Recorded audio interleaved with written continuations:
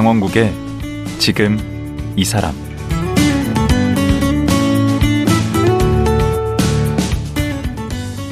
안녕하세요. 강원국입니다. 일본을 흔히 가깝고도 먼 나라라고 합니다. 친하고는 쉽지만 쉽게 믿기 어렵다는 얘기인데요. 그런데 요즘 한일 관계를 보면 과거와는 아주 다른 양상을 보이고 있습니다. 한미일 동맹이 급속히 강화되고 한일 젊은 세대들은 편견 없이 교류하며 상대방의 문화를 즐기고 있습니다. 뭔가 큰 변곡점을 맞이하고 있는 것 같은데요. 그래서 오늘은 우리나라 최고의 일본 전문가를 모시고 가깝고도 먼 이웃 일본에 대해 자세히 알아보는 시간을 갖겠습니다. 서울대 국제대학원 김현철 원장, 지금 만나보시죠.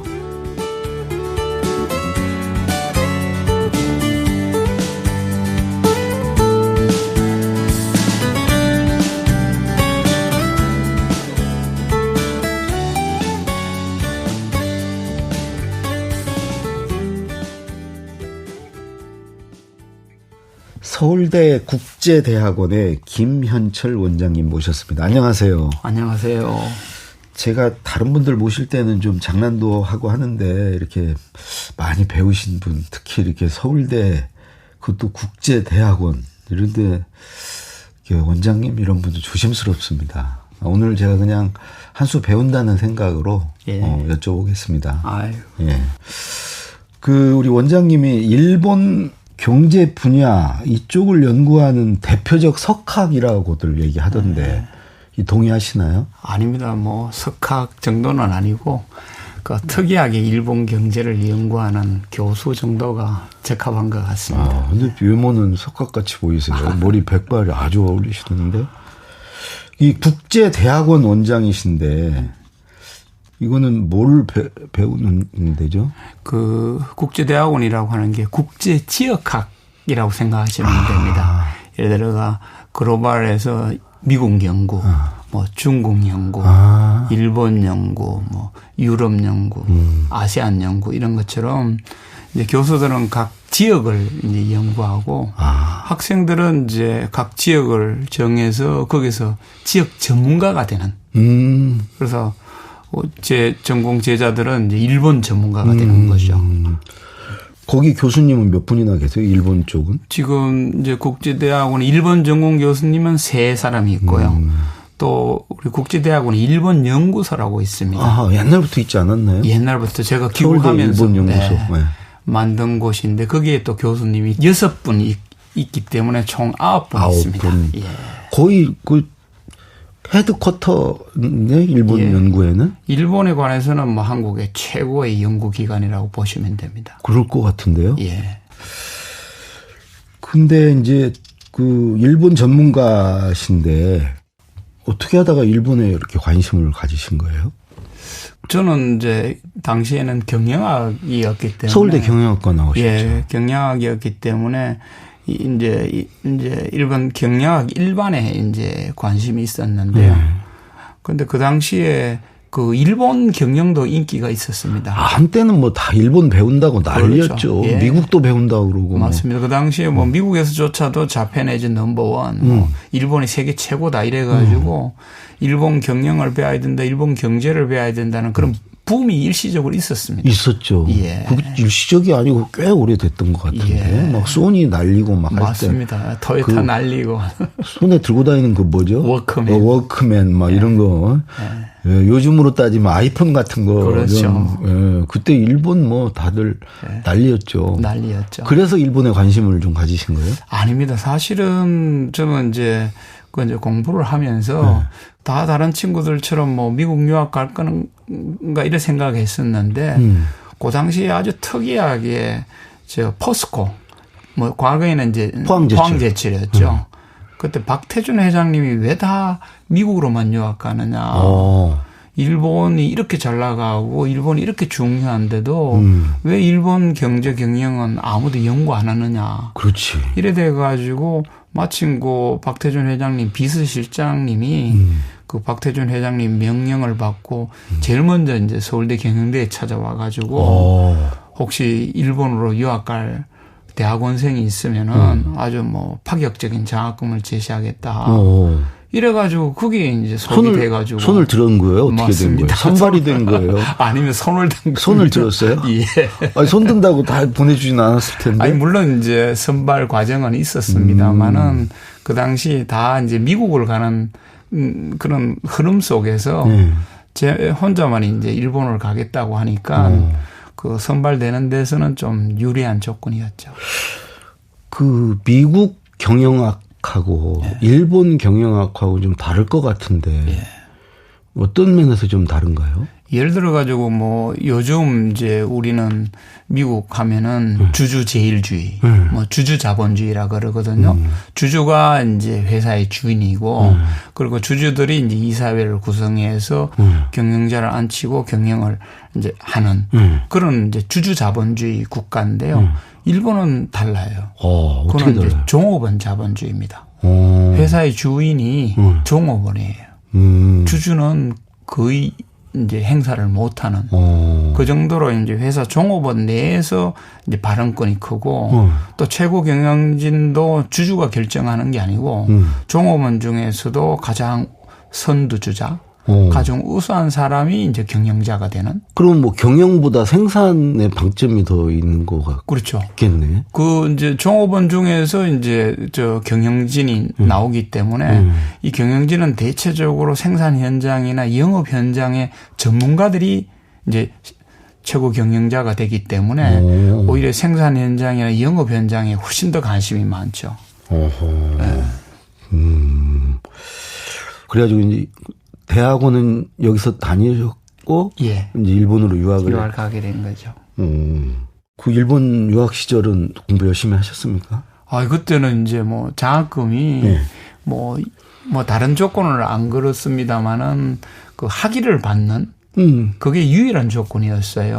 그럼 굉장히 이제 파격적인 조건이 있는데 그 당시 일본은 외국인한테 학위를 주는 나라가 아니었습니다. 특히 가신 그 개요 대학은 더 그렇지 않았어요? 특히 거기는 뭐 타라 입구라고 서양지향의 그 대학의 분위기도 있었기 아시아에서 때문에 벗어나서 구라파로 그렇죠. 가자. 유럽인이 되자, 서구인이 되자 이 총본산이었기 때문에 그래서 뭐 유학생들한테도 뭐 좀 차가웠고 그리고 학위 주는 것도 뭐 그때는 뭐 개요대학뿐만 아니라 동경대학이든 히조츠바시 대학이든 어디든 외국인한테는 학위를 안 주는 그런 사정이었기 때문에 사실은 굉장히 이제 공부하는데 어려움이 많았었죠.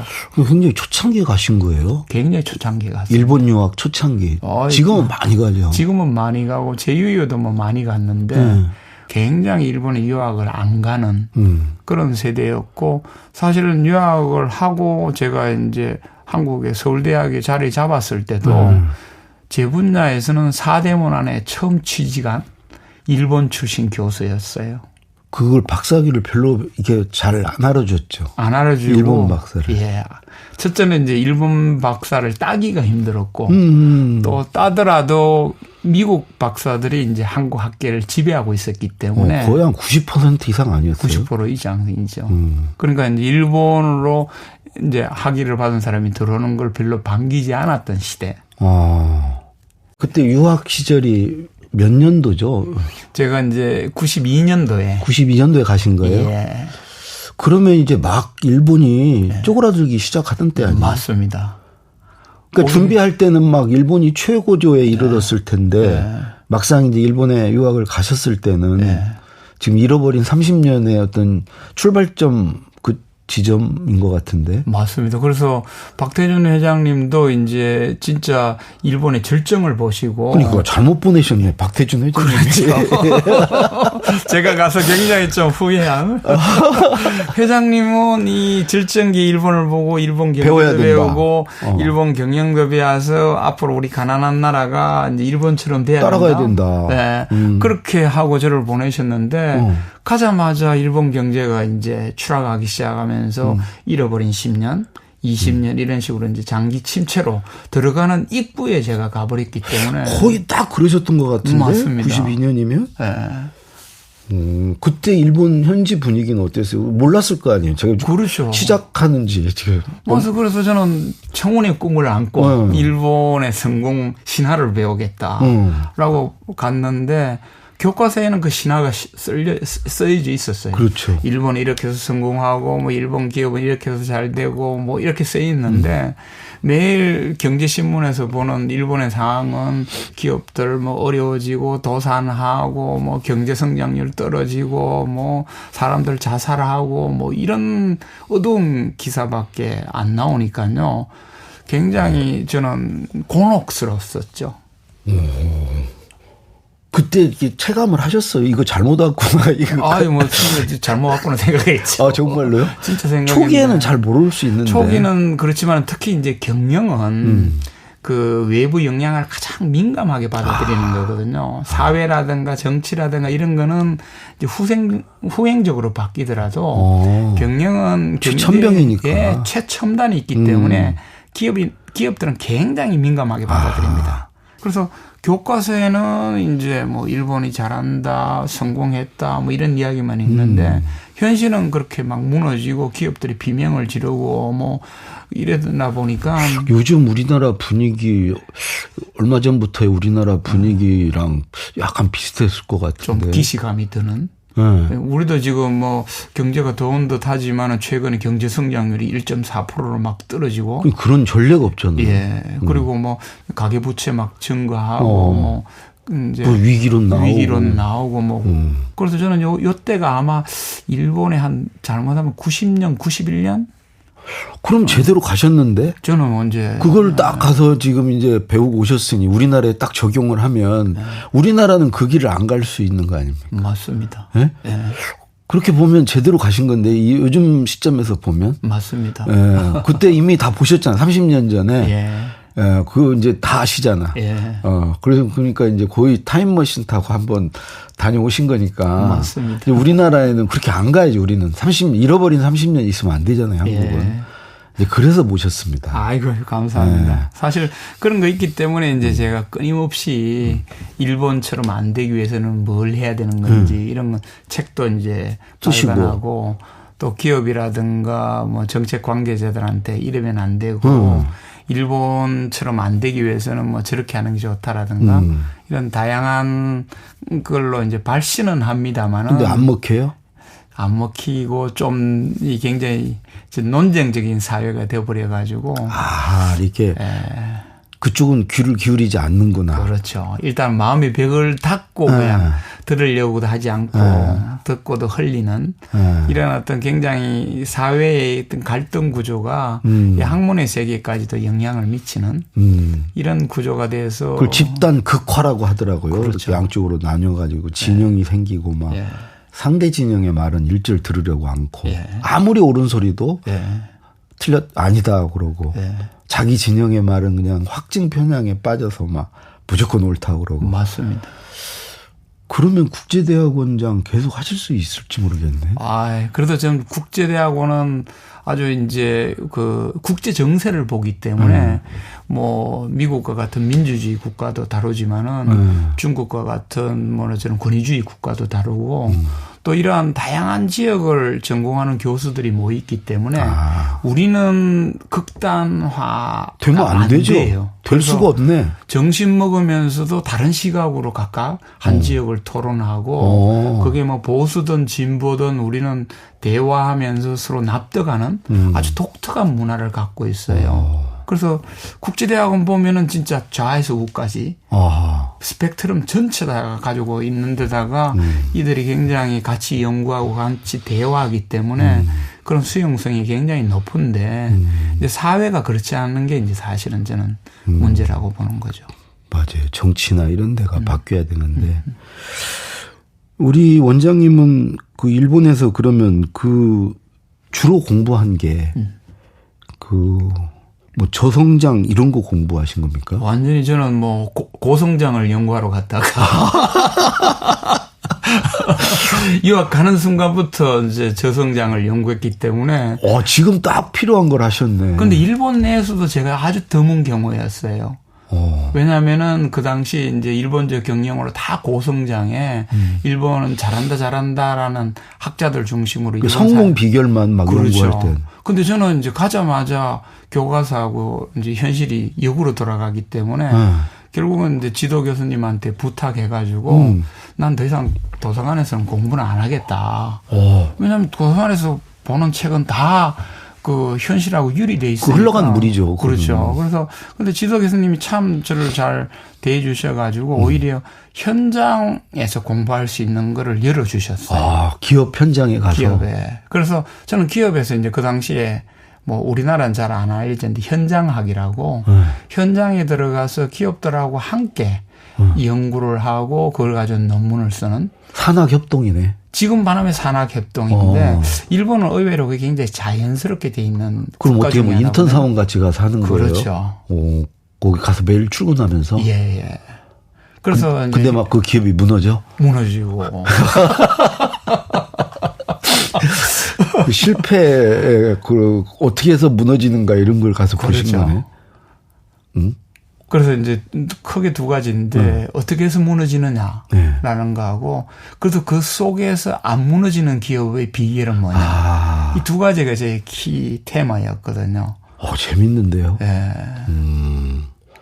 그건 우리 기업들한테 또 지금 굉장히 중요한 거고 필요한 거죠. 예. 근데 당시에는 뭐 일본 기업들한테도 이게 굉장히 중요했기 때문에 일본 기업들한테도 이제 일본 기업들은 다 처음에는 이제 그 고성장기 발상을 가지고 기업을 경영을 하다가 이렇게 이제 장기 침체로 들어가니까 이게 장기 침체인지 아닌지 경기가 회복할지 말지 모르죠 그때는 헷갈리는 그렇죠. 그런 상황이었거든요. 혼돈의 시기가 혼돈의 있죠. 시기였죠. 근데 저는 이제 어느 일본 학자보다도 먼저 이거는 이제 저성장이고 굉장히 어려운 거다라는 걸 이제 이론화하고 그 속에서 일본 기업들이 어떻게 이 어려움을 돌파해야 되는 건지를 이제 또 이론화하고 오히려 이방인의 시각으로 거기에 젖지 않았으니까 그 딱 그 시점에 이제 보기 시작했으니까 훨씬 객관적으로 보실 수 있었겠네.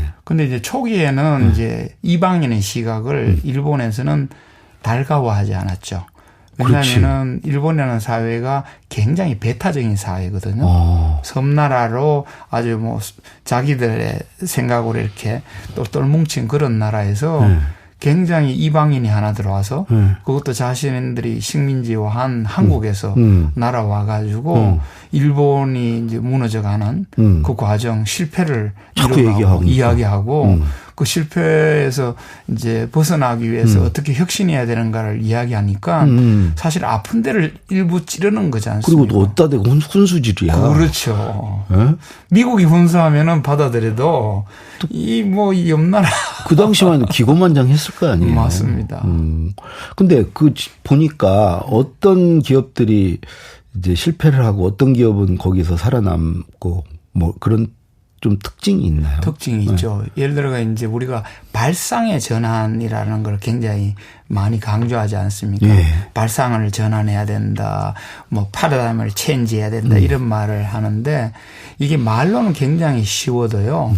고성장을 완전히 몸에 체화하는 경영진이 그렇죠. 저성장에 완전히 마인드 자기가 갖고 있는 모든 발상을 버리고 새롭게 적응한다는 건 굉장히 어려운 과정이거든요. 맞아요. 근데 왜냐하면 고성장으로 그 발상으로 해보는데 계속 안 되거든요. 그럼 안 되면은 내 발상이 잘못된 거나 내 전략이 잘못된가를 깨우쳐야 되는데. 근데 내 노력이 부족해서 그렇다던가. 그렇죠. 더 세게 뭘 옛날 방식을 더 세게 해야 되는데 뭐 그렇게 생각하기 쉽죠. 그렇죠. 아니면은 뭐 좀 지나면은 상황이 옛날로 나아지겠지. 이런 어떤 기대에 맞추다 보면은 더욱더 이제 꼬꾸라지는 거죠. 그러면 발상의 전환이 필요한 거예요? 예. 그럼 그거를 전환한 기업은 살아남았고, 그렇죠. 그렇지 않은 기업은 죽었고. 그렇죠. 대표적으로 죽은 기업이 어디가 있나요? 예를 들어 이제 토시바가 지금 사실은 토시바는 전자왕국의 간판 기업이 있지 않습니까? 옛날에 선풍기 뭐 그거 하나면 가보죠. 집에. 토시바 최고예요. 다이나믹 컴퓨터 노트북도 최고였고. 맞아요. 근데 그 회사 지금 거의 이제 공중분해 처지에 놓여 있거든요. 근데 그 당시에는 그래도 도이치바가 괜찮아가지고 이제 굉장히 건재를 했는데 그 당시에 고객 대응을 잘못해가지고 소비자로부터 엄청난 비난을 받았었어요. 그래서 저는 이제 이게 전형적인 발상이 이제 따라가지 못하고 실패하는 사례라고 해가지고 사례로 개발하고 논문을 썼어요. 그럴 때만 이제 도시바 담당자가 저를 찾아와가지고 이 사례 좀 없애줄 수 없느냐. 논문은 뭐 츠쿠바 대학 교수가 국립대 교수가 쓴 거니까 이거는 그때 이제 츠쿠바 대학 교수시오 신분이셨구나. 그걸 이제 이거는 논문은 철회는 못 하더라도 이 실패 사례를 써놓은 이거는 좀 내려줬으면 좋겠다. 그래서 봐라.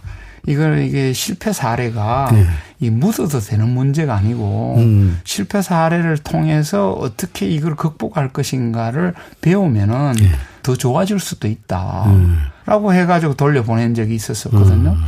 근데 그 이후에 이제 일본에는 이제 실패학이라고 지금 과거에는 이제 뭐 그런 학문이 없었습니다만은 잃어버린 10년, 20년을 거치면서 일본에는 완전히 실패학이 자리를 잡았거든요. 근데 그 당시에는 그렇게 실패학이 없었던 시절이라서. 태도시네, 그곳에? 태도가 아니고 그냥 그런 걸 이제 적극적으로 발언하는 이제 외국인 학자.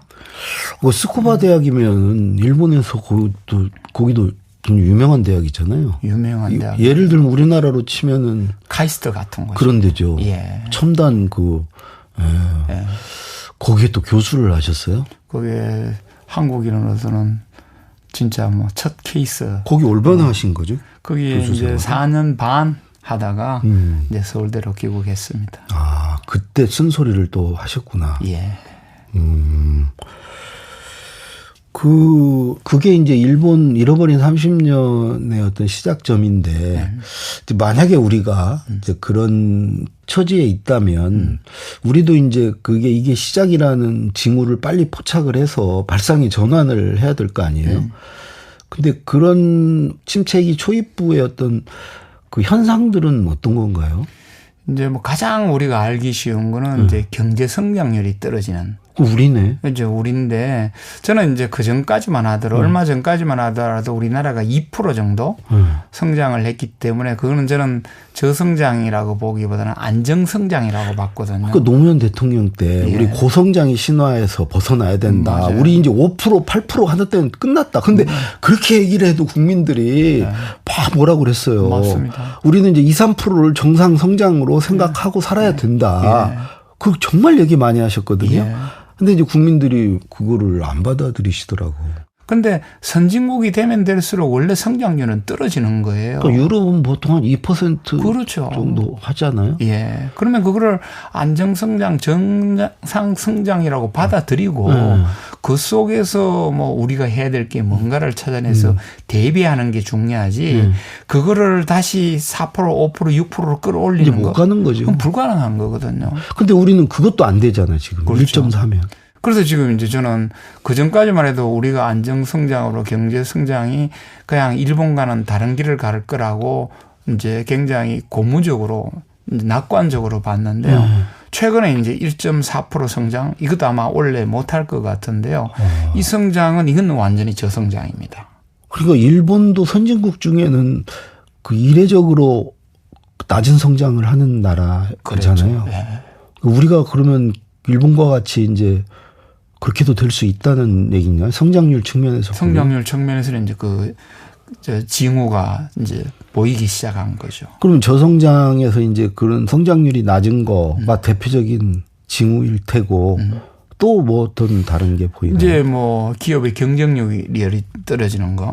기업들은 이게 최첨단에서 경쟁하기 때문에 경제 성장률이 떨어지더라도 경쟁력이 강하면은 안정 성장을 일으켜낼 수가 있어요. 그런데 이제 기업들의 경쟁력이 떨어지면서 매출이나 이익이 줄어들고 이러면은 이거는 이제 매크로의 시그널이 아니고 마이크로 시그널.